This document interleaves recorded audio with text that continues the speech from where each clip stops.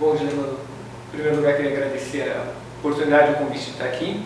Perguntar se você tem uns 10 a 20 anos para responder essa pergunta. O que é pensar epistemologicamente a comunicação?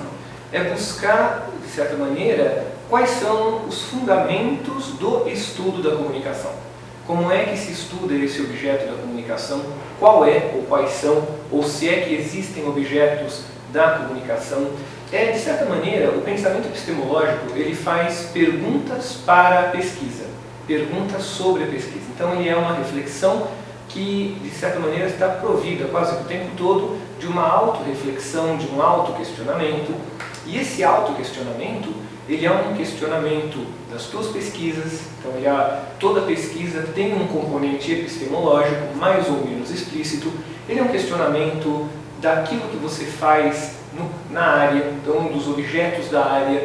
É um questionamento dos conceitos da área. Então, quais conceitos estamos utilizando, para quê, o que eles podem trazer para a área de comunicação, em que medida eles pertencem a uma área ou não pertencem a uma área.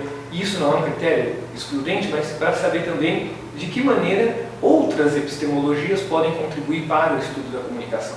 Então, como você vê, o pensamento epistemológico em comunicação ele é bastante amplo. Ele já tem aí, vamos colocar, se a gente for buscar as origens recentes, talvez pensando até nos eventos na área, na institucionalização, a pergunta pela epistemologia ela já vai fazer aí 15 anos com espaço definido, fora outros tantos anos em outros espaços. Então você vai encontrar GTs de teoria da comunicação já na Intercom também. Você vai encontrar ainda nos anos 70 publicações voltadas para a pergunta sobre a epistemologia da comunicação, que vai responder a uma série vai formular uma série de perguntas. Acho que de certa maneira o trabalho da epistemologia é mais fazer perguntas do que se aventurar a respondê-las, embora nada impede que você encaminhe respostas também. Mas essas perguntas vão se direcionar para algumas questões fundantes e fundamentais na área. Então, o que é comunicação? O que difere uma teoria da comunicação da teoria dos meios? O que difere uma teoria da comunicação da teoria sociológica?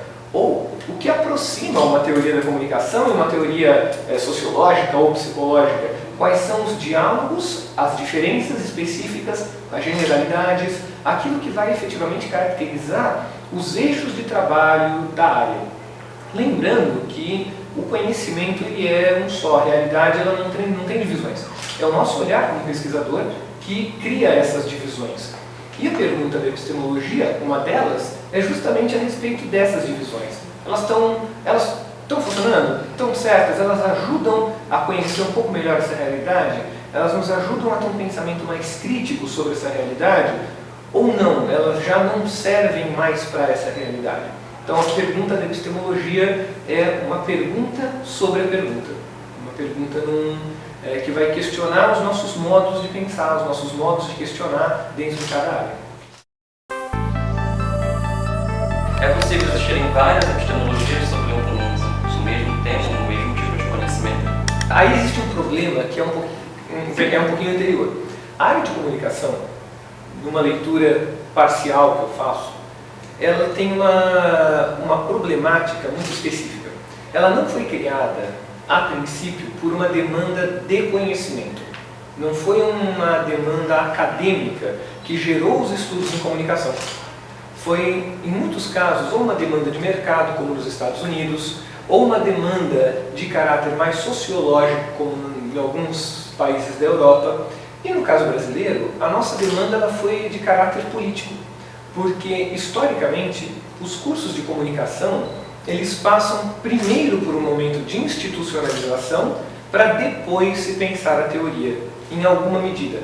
Claro que você tem intersecções e eu gostaria de enfatizar essas intersecções, não se trata de um corte, tá? Mas se a gente for buscar a genealogia da área, nós vamos ver que nos anos 60, de 63, 64, existem poucos cursos de comunicação, existem os de jornalismo, alguma coisa mais voltada para, mas não existe ainda institucionalizado o curso de comunicação. Essa institucionalização vem por decreto a partir do finalzinho dos anos 60, em 69. E aí, embora, por isso que eu falo que o processo ele é todo cheio de idas e voltas, não é uma coisa mecânica. Embora já existissem pesquisadores de primeiríssimo time em comunicação, ainda não existia a institucionalização do curso de comunicação social tal qual nós conhecemos hoje. Estou fazendo essa série de apostos para evitar qualquer tipo de mecanicismo nessa tentativa de análise. Então o que acontece? De repente, a partir dos anos 60, no finalzinho dos anos 60, você tem uma área com um aspecto de ligação com o mercado bastante forte, ao mesmo tempo um aspecto acadêmico que vem se fortalecendo, mas você não tem teorias para essa área, porque ela não nasceu por conta de uma demanda propriamente epistemológica. Puxa, precisamos estudar isso daí. Não, ela nasce de outras demandas. Então, quando aparece uma área de estudos de comunicação, ela vai buscar aportes da sociologia, da política, da psicologia, de inúmeras outras ciências, e isso vai acabar criando uma pluralidade de aportes epistemológicos. Eu não sei se eu chamaria diretamente de epistemologias fora de um texto, mas uma série de aportes que vão buscar, cada um deles, um aspecto de um fenômeno que será chamado de comunicacional. Alguns com foco nos meios de comunicação, então pensando qual é a relação entre mídia e sociedade, outros buscando o fenômeno comunicacional, então entender ou buscar entender que existe um fenômeno de comunicação independente dos meios. Outros vão trabalhar com a questão especificamente política, entendendo que meios de comunicação, as mídias, elas são parte de um referencial da pesquisa em política e assim por diante. Então, como a nossa área ela vem de uma criação já bastante plural, para não dizer híbrida, ela de bastante plural, nós não temos um aporte, especificamente um aporte epistemológico para falar isto aqui são estudos de comunicação. Quando a gente vai investigar até a pluralidade de autores que são utilizados na área, você nota que apenas de uns 10 anos para cá, se tanto, nós temos autores da comunicação trabalhando na comunicação.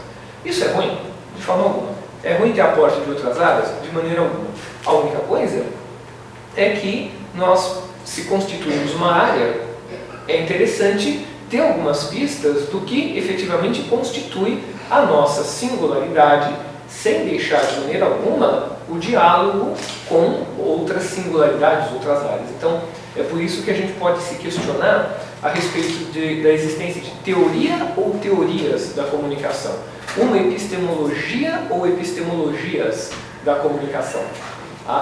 Porque certamente, se a gente vai fazer uma análise pautada, por exemplo, nas questões relacionadas à informação e neurociência, eu estou usando uma epistemologia para trabalhar a comunicação.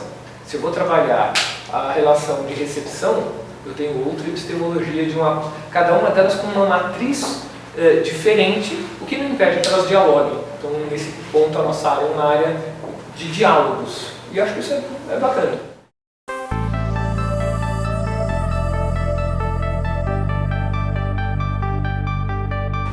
Significa que a gente bebe de muitas fontes. Muitas fontes. Na verdade, nós temos dois extremos. Isso é uma coisa que essa pesquisa numérica, que foi o maior esforço numérico de cálculo que eu fiz desde a terceira série, inclusive errando como errava naquela época, mas eu tento identificar isso como sintomas. Então, de um lado, você tem muitos autores que são citados uma única vez, e por outro lado, alguns autores que são citados inúmeras vezes, a ponto assim, de 20 citações, 30 citações. Então, eu estou tentando entender por que desses dois extremos. Me parece, aplicando uma variável temporal, que você tem no momento uma dispersão muito grande, que vai pouco a pouco convergindo para algumas linhas mestras que permitem e previnem uma dispersão muito maior. Então o processo, de novo, ele é dialógico, dialético. Você tem uma dispersão muito grande acompanhada de algumas tentativas de identificação de linhas. Eu não chamaria de consolidação. Não sei. E esse não sei, ele precisa ser explicado. Não sei, por que eu não sei? Porque a hora que nós definimos qual é o objeto da comunicação, nós teremos um problema institucional, epistemológico e teórico. Porque isso vai significar que outros objetos que já são consagrados como objetos do campo da comunicação, e aqui de propósito eu mudo a palavra área para campo, com todas as ressonâncias que essa mudança tem, objetos consagrados na área, no campo da comunicação, serão perdidos. O que eu digo que serão perdidos? Porque a hora que eu defino, isso eu acho que vale para outras áreas também, a hora que eu defino este é o objeto da comunicação, toda a identificação prevê uma diferenciação, e essa diferenciação também será em alguma medida qualitativa. Então, se eu falar que o objeto da comunicação são os meios eletrônicos de comunicação, é possível. Os dispositivos técnico-midiáticos de comunicação. Então, o que é que eu faço com 30 anos de pesquisa de recepção? Ou, o que eu faço com as pesquisas a respeito dos fenômenos comunicacionais baseados em relações de corpo, sem o vínculo pelo dispositivo eletrônico? O que eu faço com essas pesquisas? Eu vou dizer que isso não é comunicação? Problema de campo. Com que autoridade qualquer pessoa vai falar isto não é comunicação, porque não tem meio eletrônico? Ou isto não é comunicação, porque é recepção? Ou, como não há consenso na área, qualquer tipo de especificação direta, imediata e rápida, me parece causaria uma implosão da área. Ao mesmo tempo, é de se perguntar se nós, que eu inverto completamente a resposta, se por outro lado não seria bom, em algum momento, a gente definir quais são ou qual é o contorno desse objeto, encontrando algum elemento que pudesse ser identificado como o comunicacional. Talvez fosse bom que a gente falasse, olha, isso aqui é comunicação, e pudéssemos mesmo falar, desculpa, isso aqui não é comunicação, isso é sociologia, isso é antropologia, porque aí nós teríamos um fenômeno comunicacional em si, que nas suas ramificações talvez pudesse ser trabalhado dentro de outras perspectivas. Então, trabalhar a comunicação na recepção, a comunicação na produção. Então, nós temos esses dois problemas vinculados à constituição de campo e, ao mesmo tempo, a definição de área. E aqui eu, de novo, faço uma diferença entre esses dois elementos. Tá? Como área, talvez seja importante, fundamental, definir um objeto. O problema, que aí entra todo o problema epistemológico, é como.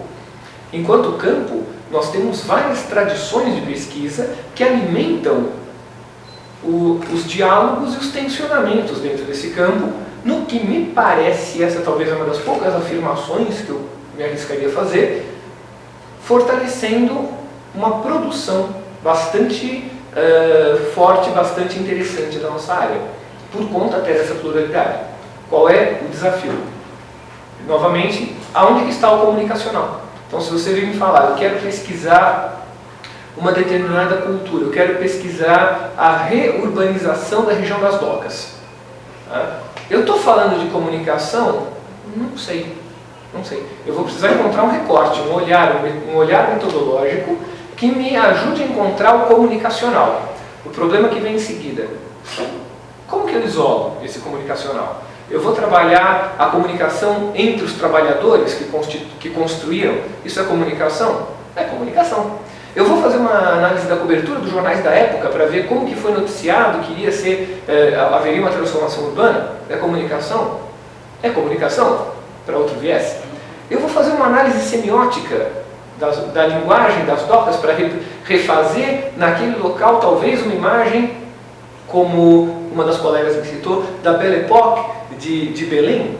Então vamos fazer uma análise para ver toda a questão arquitetônico-semiótica das espacialidades que tem lá. Isso é comunicação? É comunicação.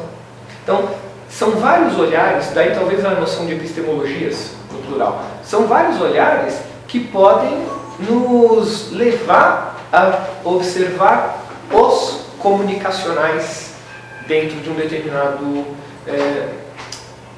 determinado espaço da realidade, dentro de um determinado recorte dessa realidade. Não há objetos naturais. Toda ciência se constitui a partir do olhar que vai isolar um objeto. Então há uma processualidade, para citar um colega que usa bastante essa palavra de maneira muito especial, existe toda uma processualidade na constituição de qualquer área científica. Keith Jenkins, num livro muito bom, pequenininho, chamado Repensando a História, ele começa com um capítulo metodológico dizendo o seguinte: um geólogo, um sociólogo e um historiador olham uma paisagem bonita pela janela. Cada um dos três é um objeto de estudo completamente diferente. O geólogo vai olhar as diferenças de constituição da morfologia rochosa daquela região. O sociólogo vai olhar, vai ver que ali tem uma vila e, portanto, aquela vila tem um modo de produção específico daquela vila. O historiador vai olhar e vai buscar encontrar indícios ou encontrar referências documentais para a história, para a constituição dos processos históricos daquela vila. Os modos de vida passados e presentes, os modos de pensar passados e presentes. Os três estão olhando para a mesma coisa e haverá intersecções entre os três olhares, porque eu não posso falar de modo de produção sem lembrar que tem um solo que me dá um modo de produção diferente do outro. Eu não posso olhar para esse solo sem pensar na história da ocupação e da transformação desse solo. Então, no fundo, o conhecimento, tanto quanto a realidade, ele é um só. Como nosso tempo de vida ele é limitado, a gente tem que escolher, a gente vivesse aí 1000, 2000 anos, daria para você passar por várias áreas. Como a gente tem que escolher, nós fazemos os recortes, que ao se recortar, ao serem feitos, é um processo imediato. Ao ser feito o recorte, eu constituo o objeto. O objeto nunca é natural. Por outro lado, ele é sempre natural, porque eu estou estudando fenômenos do ser humano, fenômenos sociais a partir de corpos naturais, mas eu sempre vou ter o dado do recorte cultural do meu objeto. Então a epistemologia, ela traz o olhar do pesquisador sempre.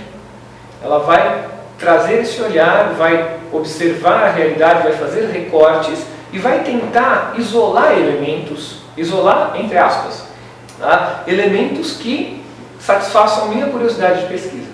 No caso da comunicação, nós temos, por exemplo, relações de comunicação. Nós temos meios de comunicação que vão criar relações entre pessoas. Nós temos tecnologias que vão desencadear processos sociais de comunicação, de relação entre pessoas, ou entre pessoas e máquinas, ou entre grupos, ou entre multidões. Então, haverá elementos relacionais, haverá elementos, em alguma definição de mídia, que pode ser desde o corpo até o aparato eletrônico. Então nós constituiremos o objeto nesse olhar comunicacional que algumas coisas indicam que está ligado de alguma forma a relações. E eu uso essa palavra da maneira mais solta possível, justamente para não cair no risco de engessar. Mas relações, ousaria dizer, entre seres humanos. Embora haja autores da área de comunicação que vão falar que não precisa necessariamente ser entre humanos, mas ao que tudo indica, há algum tipo de relação. Talvez essa palavra, junto com outras ou com derivações, ou até com elementos contrários a ela, possam nos dar algumas indicações da constituição desse olhar. Tá? Mas nenhuma ciência, não sei, mas a ciência, sobretudo as humanas, elas não se dão. Então vamos definir o que é a sociologia e vamos colocar o objeto da sociologia sobre a mesa. Não dá, estou falando de relações humanas. Né? Vamos colocar o objeto dos estudos do imaginário, o objeto da psicologia sobre a mesa. Não é nem o cérebro, porque esse é o estudo da neurologia. Então vamos colocar o inconsciente sobre a mesa. Não vai dar. Então, não é esse critério do objeto que constituiria, talvez, o elemento científico, mas o objeto que se constitui dialogicamente com o olhar que incide sobre esse objeto. Então, isso é um processo espiral, dialético, dialógico, tensional, como você quiser, qualquer palavra que você quiser, que mostra que se trata de uma tensão, uma briga com a realidade. Por isso que nas conversas formais e informais que a gente tem com qualquer pesquisador, a ideia de você estar brigando com o seu objeto, isso a gente ouve no início do mestrado, no início do doutorado, cada vez que você vai fazer uma pesquisa, você fala para o espelho, em qualquer ponto da tua vida, né? Eu estou fazendo pesquisa, qual é o objeto, o que tem de comunicacional nele? É uma pergunta dirigida ao nosso próprio olhar. o que é que eu vou enxergar de comunicacional e como é que eu vou validar o meu olhar. Porque nós estamos num campo, esse olhar ele não tem uma autonomia absoluta, ele tem uma autonomia relativa que será validada pelos outros olhares.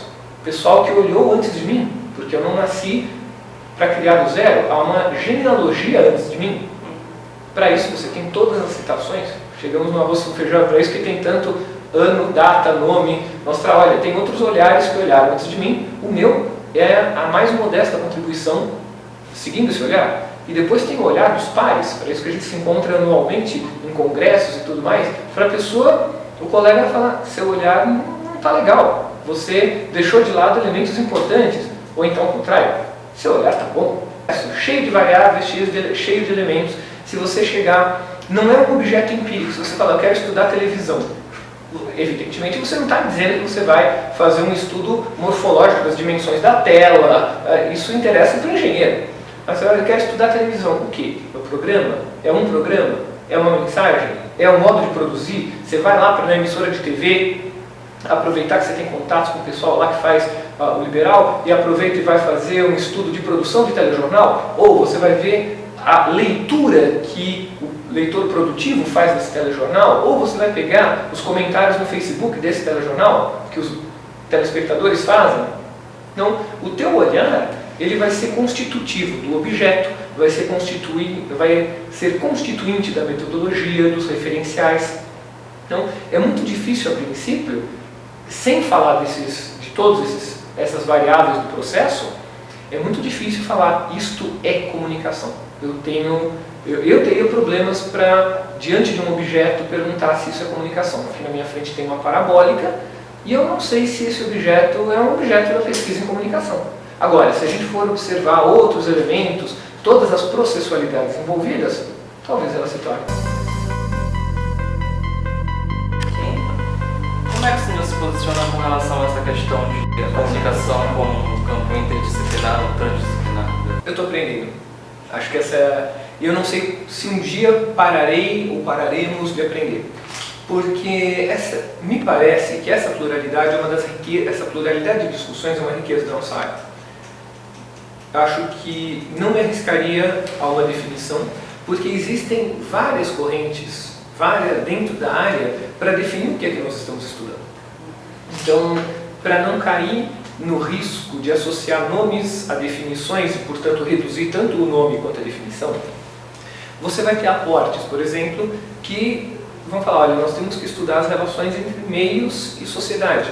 Se não houver um meio eletrônico ou um meio técnico, então nós não estamos falando de estudos de mídia e comunicação, porque é a partir, e aí há uma justificativa histórica, historicamente é a partir dos meios elétricos e eletrônicos, principalmente, que se vai constituir em alguns ambientes anglo-saxônicos, principalmente, no primeiro momento, os estudos de comunicação. Então, é possível, é genealogicamente legítimo você falar, se não tiver televisão, rádio, computador, nós não estamos falando de mídia e comunicação, estamos falando de outra coisa. Outros pesquisadores, também com argumentos genealógicos bastante claros, vão falar, não, isso é uma parte, na verdade, quando nós fazemos isso, nós fazemos sociologia da mídia.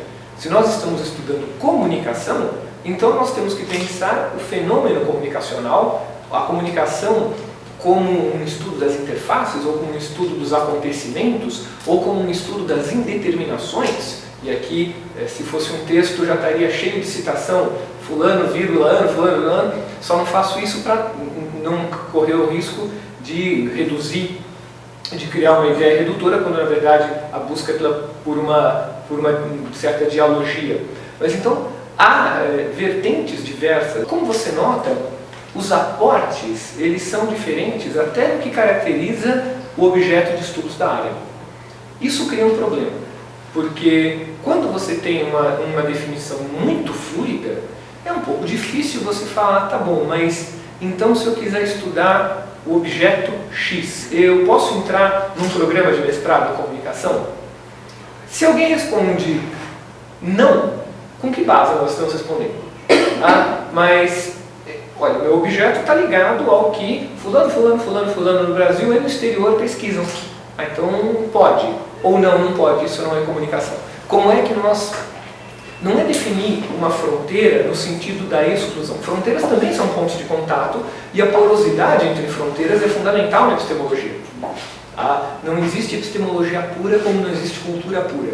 Isso talvez tenha sido uma ilusão do século XIX, de constituir, nem isso, de constituir uma área, mas como já se sabia desde a ciência medieval, você tem um todo. E esse todo ele pode ser clivado, mas ele não pode ser separado. Então, a pergunta que nós fazemos é qual é essa clivagem, qual é esse recorte que nos autoriza a dizer que determinada pesquisa é ou não de comunicação? Em termos muito práticos mesmo, talvez até pé no chão demais, a hora que eu vou pedir um financiamento, para que área que eu peço? Ciências sociais aplicadas 1, ciências sociais, história, antropologia, e como que as outras áreas vão nos olhar? Então, se eu for, nós estamos num congresso, no espaço aqui, desnaturalizando algumas coisas, nós estamos no primeiro dia do 23º encontro da Compos. Então, aqui nós estamos falando de mídia e comunicação, e se nós chegássemos na ANPOX, que são os nossos vizinhos da área de ciências sociais, ou da ANPU, que é o pessoal de história, e formulássemos perguntas de mídia e comunicação, será que haveria uma porosidade idêntica? Então, ou talvez não, falasse, olha, vocês não são daqui, vocês são bem-vindos, como já foi bem-vindo, na cara de pau de ir para outros espaços e falar, olha, eu sei que eu estou na casa do vizinho, fui muitíssimo bem recebido, mas como é que nós caracterizamos esse espaço que antropologicamente eu chamaria de nossa casa? Quais são as paredes? Quais são as aberturas? Quais são as janelas? Quais são as portas? Ou podemos até implodir e falar, não há paredes, não há portas, estamos num campo interdisciplinar. Por isso que eu, diante dessa pluralidade, que eu estou aprendendo, porque o campo, e talvez nunca pare, porque como a nossa área ela se transforma de maneira muito rápida, talvez daqui a um tempo a gente volte a fazer essa pergunta com outras 5 ou 6 possibilidades e variáveis.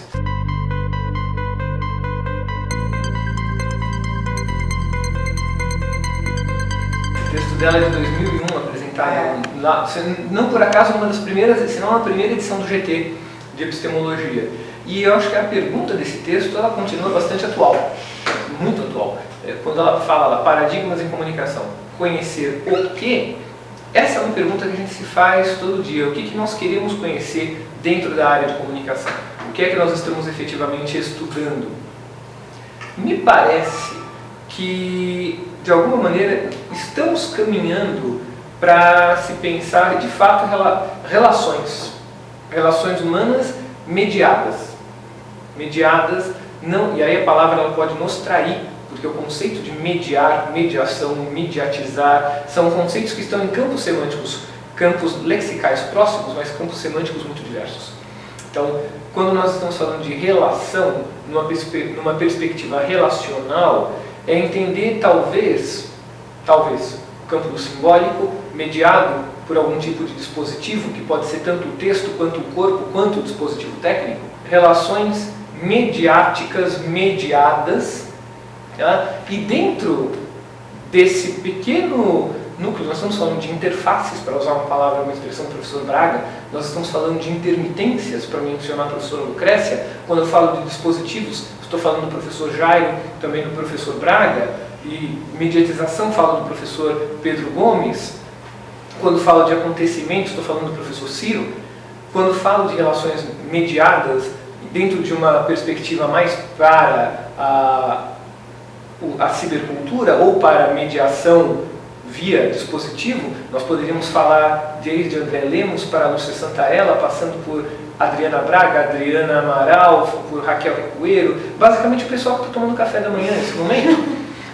Então, nós temos linhas que de fato se tangenciam, se tensionam, que formam os vários paradigmas da área e que ao mesmo tempo criam espaços de diálogo, o que faz com que a área não seja estanque, o que faz com que ela possa se fragmentar de alguma maneira, mas sem se dispersar, ou melhor, sem se quebrar. Então nós temos justaposições, mas nós não temos rupturas, embora nós tenhamos formas de ver bastante diversas, vários paradigmas, como menciona a professora Vera, mas nós não temos propriamente rupturas, falar, não, isto aqui já não é mais comunicação, então vamos embora, vamos institucionalmente nos desligar.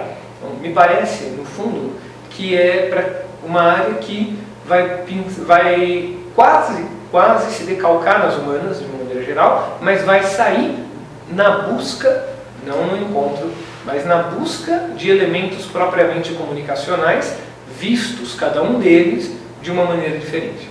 Então acho que esse texto da professora Vera, como outros, um do professor Vinícius Lima, de 1983, chamado Repensando as Teorias da Comunicação, ou a versão que o professor Lima faz em 2001, num livro chamado Mídia, Teoria e Política, é mostrar que o fenômeno comunicacional ele é amplo, mas não é infinito. Ele é grande, mas ele é apreensível. Há modos de apreensão. Essas modalidades de apreensão vão, de alguma maneira, se consolidar ou se desenvolver ao redor de paradigmas que observarão de maneiras diferentes um mesmo objeto. Ou o mesmo objeto dentro desse objeto, do que seria esse objeto da comunicação. Então, é a partir daí que você vai ter vários olhares. Para quem gosta de estudar, e acho que se nós estamos aqui num congresso de comunicação, é porque, em termos muito simples, todos nós gostamos de estudar, e aqui faço uma crítica no sentido de dizer, a escola não tirou o nosso gosto pelo estudo, porque, como já lembrava um escritor americano chamado Mark Twain, ele tinha uma frase que eu achava ótima, nunca deixe a escola atrapalhar seus estudos.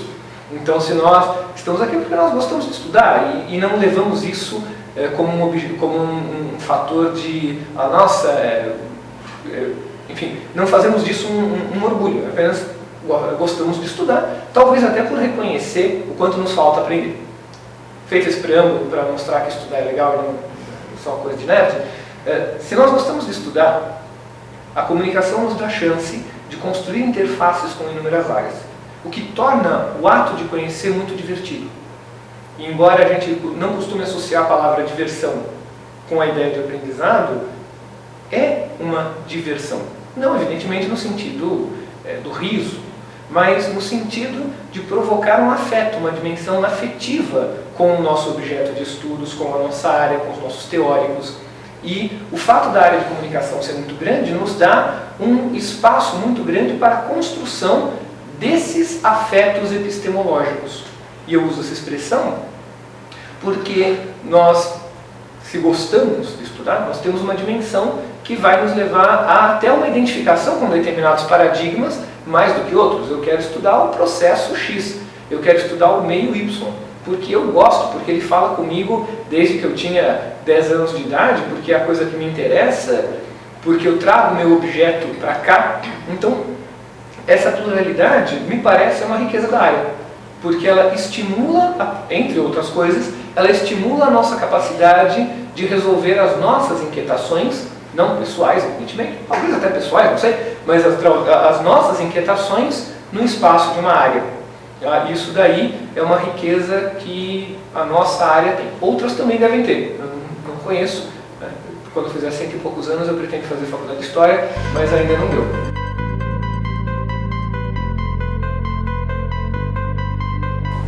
Por que não? Eu acho que a nossa área ela tem a obrigação de perguntar porquês e o direito de perguntar por que não, em alguns casos. É claro que você não vai conseguir fazer uma medida empírica do afeto, muito difícil. Mas no que tange ao ser humano, é muito difícil fazer pesquisa empírica em qualquer coisa. Nós somos criaturas muito complicadas. Então é possível você trabalhar com afeto até no campo epistemológico. Tem teorias que vão buscar a apreensão do afeto como elemento estético, outras do afeto como elemento emocional. Então tem o pessoal lá de Caxias do Sul, da professora Cardinale, Maria Cláudia, que trabalha a questão do afeto. Afeto no sentido mais puxando um pouco para a questão do emocional, enquanto o professor Muniz Sodré vai trabalhar a questão do afeto como o sensível, até próximo do estético, na ideia da estesis como sensibilidade àquilo que me afeta. Tá? Ou, como lá na PUC de São Paulo, o professor Baitella vai trabalhar um pouco do vínculo corporal dos afetos. Então nós podemos, nas dimensões da palavra afeto, encontrar elementos de comunicação, porque há, dentro da própria comunicação pensada como relação, seja com uma pessoa, seja com um meio, há uma relação afetiva, ela não tem uma dimensão apenas racional. Tá? Eu tenho o meu telejornal preferido, eu tenho o telejornal que eu não assisto de jeito nenhum, eu tenho o meu livro predileto, meus autores prediletos. E eles são prediletos porque, além de dialogarem comigo intelectualmente, e eu, como aprendiz, vou lá e vou ler e vou falar, puxa, que legal, e vou olhar criticamente também, eu gosto do estilo do cara, eu gosto do jeito que ele escreve, eu gosto até do formato do livro. Então, existem outras dimensões do processo, que talvez não sejam tão visíveis, mas que são igualmente importantes. É claro que no dia a dia a gente costuma relegar essa dimensão ao segundo plano. Você jamais vai começar a paquerar uma colega pesquisadora aqui, né? E aí, qual que é a tua teoria preferida? Eu adoro Kant. Você não vai fazer você vai... o espaço da teoria ele é calcado na racionalidade, com toda razão. Mas ele também tem uma dimensão afetiva. A professora Lúcia Santaella, num livro chamado Matrizes da Linguagem do Pensamento, ela fala com todas as letras. Há emoções intelectuais que podem ser tão grandes quanto emoções afetivas, no sentido mais do senso comum. E você lê, vocês todos estão fazendo mestrado, tem qualquer coisa mais maravilhosa do que encontrar um autor que tem a frase que você estava precisando, ou que vai falar, nossa, com isso eu posso qualificar, achei. Pô, é legal, você vai dizer que você não ficou alegre naquele momento? Alegria, eu estou falando de emoção. Ou quando você lê um texto, fala, puxa, esse camarada é genial, ele falou tudo que eu sabia que era verdade. A nossa definição de gênio é geralmente quem pensa como nós é um gênio. Então, puxa, ele falou tudo que... Ou então até o exercício dialógico, de falar, não concordo com nada do que ele falou, mas deixa eu ver, por que eu não estou concordando com nada? O que está me agredindo tanto? Será que a minha visão não está errada? E finalmente alguém veio me despertar para uma visão que eu não tinha? Posso até continuar achando que minha visão está certa, mas foi bom ter tido uma outra. Então acho que a pluralidade de paradigmas nos dá uma riqueza afetiva, uma riqueza cognitiva, uma oportunidade, porque depende de cada um, muito grande para você poder olhar, exercitar até um certo exercício, exercitar até essa perspectiva do pluralismo, de olhar e falar, puxa, com tantos paradigmas, com tantas ideias, por que a minha estaria mais certa? Pensando na trajetória do GT, portanto, ele vem se constituindo como um espaço de diálogo para se pensar as metodologias, as teorias, os objetos. Ele vem se constituindo, isso não falo pela posição de vice-coordenador ou pelo momento da reclivagem, falo até pelo texto que vou apresentar sobre o GT.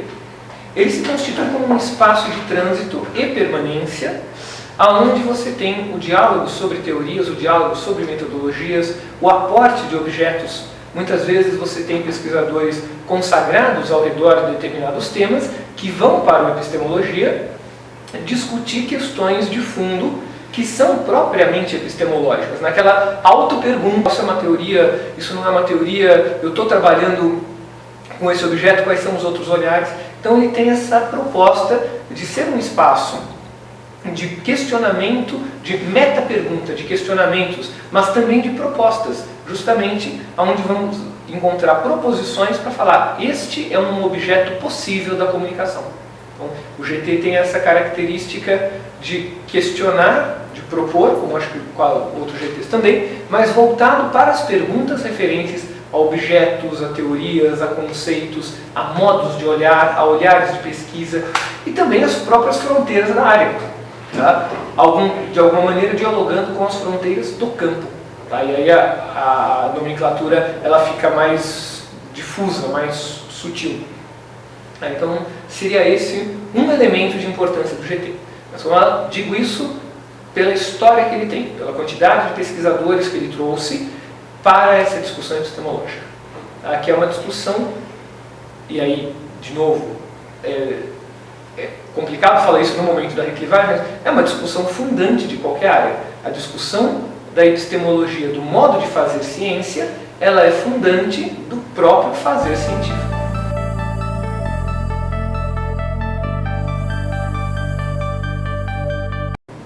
Ela é um espaço institucional fundamental para a área de comunicação. Por que ela é fundamental? Porque, para além da epistemologia como pergunta do fazer científico, eu entendo que a epistemologia se relaciona também com a questão institucional. Ou seja, eu só tenho epistemologia de uma área se eu tenho uma área, se eu tenho espaços institucionais de uma área. Então, se você quiser fazer uma análise muito pouco romântica, só existe uma área de comunicação porque tem uma área no MEC, lá na CAPES, denominando Ciências Sociais 1 na comunicação. Se alguém um dia falar isto não existe e num decreto riscar nossa área, a área deixa de existir. Tá? Então, em termos claro que eu estou exagerando a força do institucional, mas há uma força do institucional. Como é que eu garanto esta força do institucional?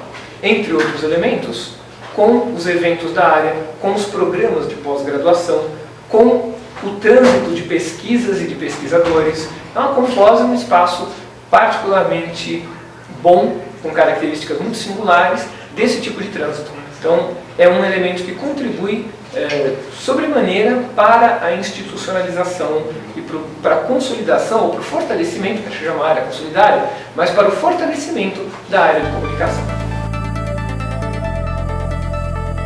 Para citar o próprio Nick Coldren, que vai me falar hoje à tarde, num livro dele chamado Ouvindo Além dos Ecos, Listening Beyond the Echoes, ele diz o seguinte, que uma contribuição do pensamento, portanto estou falando de um olhar de fora, ok? Para depois falar do nosso olhar de dentro. Ele vai falar que existe uma contribuição do olhar latino-americano em comunicação que vai buscar justamente sair do mediacentrismo. Então acho que nós temos uma contribuição na hora de perguntar qual é o objeto da comunicação, quais são os objetos da comunicação, saindo de uma vertente muito anglo-saxônica focada nos meios e efeitos, ou meios e interações. Então nós temos isso daí. E no Brasil, por conta de questões históricas, sociais e tudo mais, nós temos um campo riquíssimo para trabalhar isso daí, e nós estamos trabalhando isso. A evidência é a inserção cada vez maior de pesquisadores brasileiros em congressos, seminários e eventos no exterior, levando propostas da nossa realidade, tanto da nossa realidade social, quanto da nossa realidade teórica. Então nós estamos levando ideias latino-americanas, nós estamos levando ideias brasileiras, nós estamos levando realidades brasileiras para serem discutidas em outros lugares também. Não sei se já daria para falar de um pensamento de uma escola brasileira, não sei mesmo, e eu não sei, não é retórico, não sei. Mas certamente nós já temos uma produção consolidada bastante para falar de elementos brasileiros. Lembrando, é uma perspectiva altamente questionável daquilo, mas uma teoria não é boa porque é alemã ou porque é brasileira. Ela é uma teoria boa porque ela vai nos explicar alguma coisinha sobre a realidade. Dado que nós temos uma realidade singular, como é singular a realidade do Uruguai ou da Argentina, nós temos algo a dizer sobre essa singularidade que talvez possa dialogar com outras singularidades para explicar. Então, para explicar não, para compreender. Acho que essa palavra é melhor. Tá? Então, acho que nós temos uma contribuição que já vem sendo dada no diálogo, na aprendizagem, no ensino, na troca de metodologias, na observação de outras realidades e no autoquestionamento constante. Então, acho que temos algo a dizer. Somos bons ouvintes, mas também, por que não, podemos ser bons falantes.